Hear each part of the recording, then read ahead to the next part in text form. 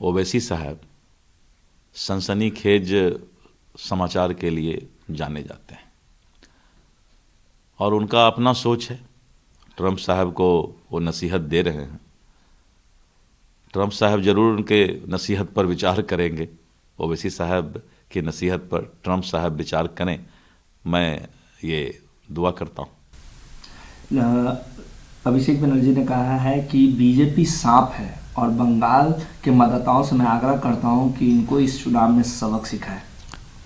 देखिए, तृणमूल कांग्रेस, ममता बनर्जी और अभिषेक बनर्जी, इन लोगों ने जिस तरह से बांग्लादेशी घुसपैठ और पूरे बंगाल के डेमोग्राफी को और हालात बद से बदतर करने का काम किया है। बहुत देर कर दी दवा लाते लाते और अब उनको हिंदुओं की चिंता हुई है। पूरे बंगाल में हिंदू और सनातन धर्म के लोगों को आने वाले समय में जो उनके ऊपर अत्याचार और अन्याय हो रहा है, उसको वहां के हिंदू, वहां के सनातन पहचान रहे हैं, समझ रहे हैं। इसलिए अभिषेक बनर्जी अब कितना भी नाटक कर लें, अब उनका राजनीतिक दुकानदारी चलने वाला नहीं है। हिजाब विवाद पे एएम के नेता हैं इम्तियाज जलील ने कहा है कि अगर कोई महिला मुस्लिम का गलत भाव से देखता है तो मैं उनका हाथ काट दूंगी। बिहार के मुख्यमंत्री नीतीश कुमार को लेकर मैं बताता हूं, गलत भावना से वो किसी भी धर्म में हो तो वो गलत है और उसको किसी भी परिस्थिति में इस एपिसोड से जोड़ा नहीं जा सकता है। इसीलिए किसी भी धर्म में गलत भावना से अगर कोई इस तरह का क्रिया प्रक्रिया होता है तो उसका विरोध सभी लोग करते हैं। लेकिन जो बिहार की घटना है, एक अभिभावक हैं, वो अभिभावक के रूप में सभी लोग जानते हैं नीतीश कुमार जी अभिभावक की तरह, इसलिए इस तरह की बातें उसको इससे जोड़ने की आवश्यकता नहीं है।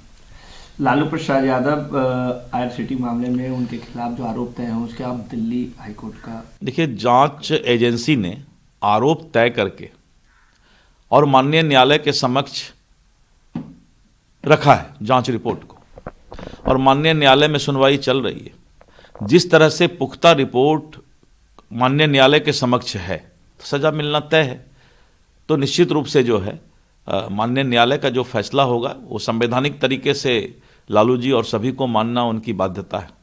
बांग्लादेश में जिस तरीके से हिंदुओं पे हमला हो रहे हैं, बीसीसीआई ने केकेआर टीम से ये आग्रह किया था कि बांग्लादेश प्लेयर मुस्तफिजुर रहमान को रिलीज कर दिया जाए। अब केकेआर ने 2026 आईपीएल से पहले मुस्तफिजुर रहमान को रिलीज कर दिया है।